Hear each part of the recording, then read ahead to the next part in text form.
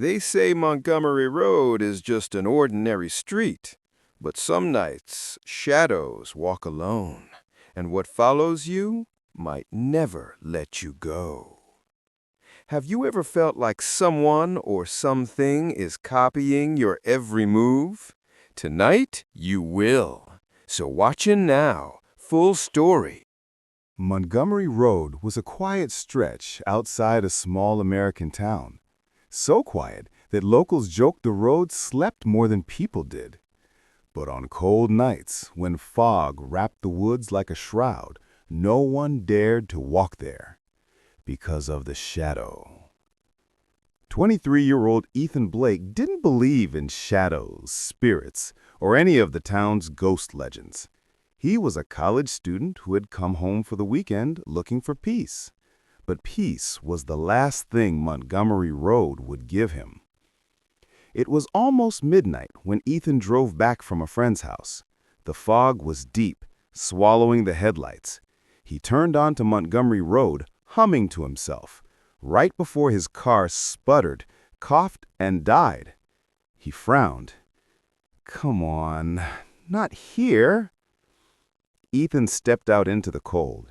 The air felt strangely heavy, like breathing through wet cloth.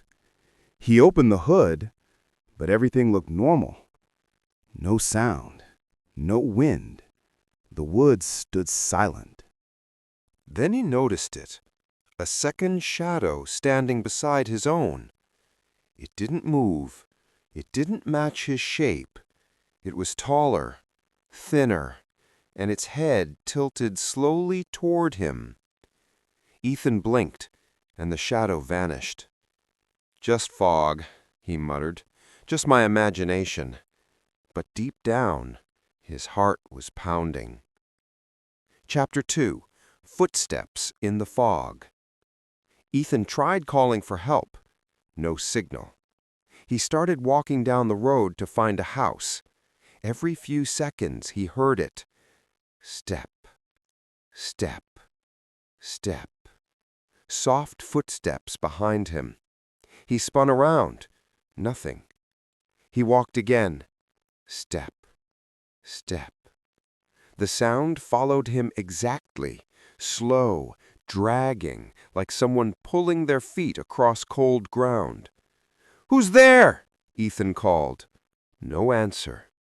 But the footsteps stopped. That was worse. After 10 minutes of walking, Ethan saw a dim light through the trees, an old wooden house with a porch that sagged like tired bones. But there was something wrong. It looked abandoned. The windows were broken, and the faint flickering light was coming from inside.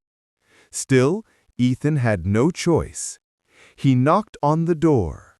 No response. He pushed it open. The house smelled like dust and wet earth. The living room was empty except for a wooden rocking chair that moved by itself, creaking slowly. Ethan froze. Then a voice whispered behind him, so close it brushed his ear. "Don't look at it." He spun around. No one. But the rocking chair kept moving.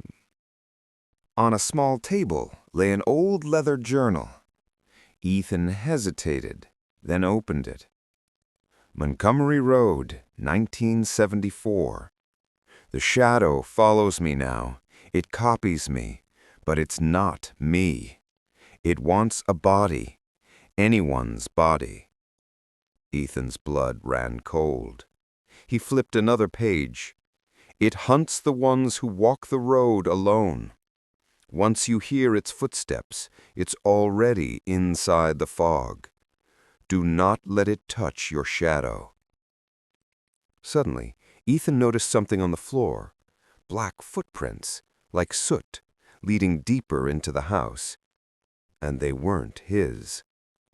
A soft thud came from below, followed by another. Then breathing. Heavy, slow, wet. Ethan backed away, but the basement door creaked open on its own. "Hello?" he whispered nervously. No answer, only the sound of something dragging. He should have run. He should have left the house, but curiosity and fear pulled him forward. He walked down the stairs, each step groaning beneath him. At the bottom, he saw it. A figure stood in the corner, tall, skin stretched thin, face blurred like static. Its entire body was made of shadow. Ethan gasped, and the creature leaned forward. It had no eyes, but it was staring at him. Ethan ran up the stairs. Thump. The creature moved, not running, gliding. The door slammed shut behind him as he reached the top. He sprinted out of the house into the freezing fog. The footsteps returned. Step, step, step. But this time they mimicked his speed.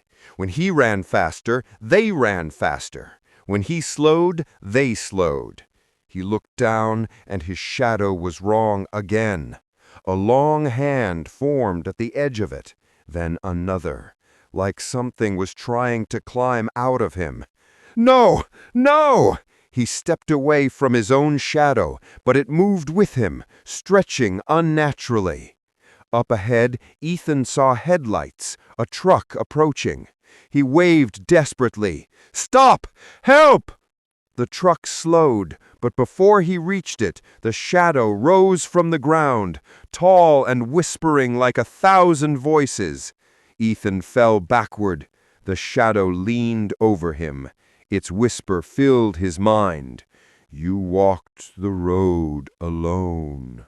Now you belong to the fog." It reached down. Its hand touched Ethan's shadow. Ethan screamed. The fog swallowed his voice. And then everything went silent. The truck driver stepped out, confused. Ignoring danger only brings bigger danger. Ethan didn't take the shadow seriously at first. In real life, small warnings often protect us from major threats. Never walk alone in unknown or isolated places. A dark road, heavy fog, and silence are never safe alone. Caution can save a life. Curiosity can sometimes lead to disaster. Ethan could have left the house, but curiosity pushed him deeper. Not every mystery is worth chasing. Warnings are meant to be taken seriously. The footprints, the footsteps, the journal, everything was a warning. In life, danger signs usually appear before the real danger. Courage is good, but foolish bravery is dangerous. Ethan kept going forward instead of escaping. Knowing when to stop is true wisdom. No one was there. Just Ethan's car on the side of the road, the engine still warm. But something else caught his eye. On the foggy pavement, two shadows lay side by side.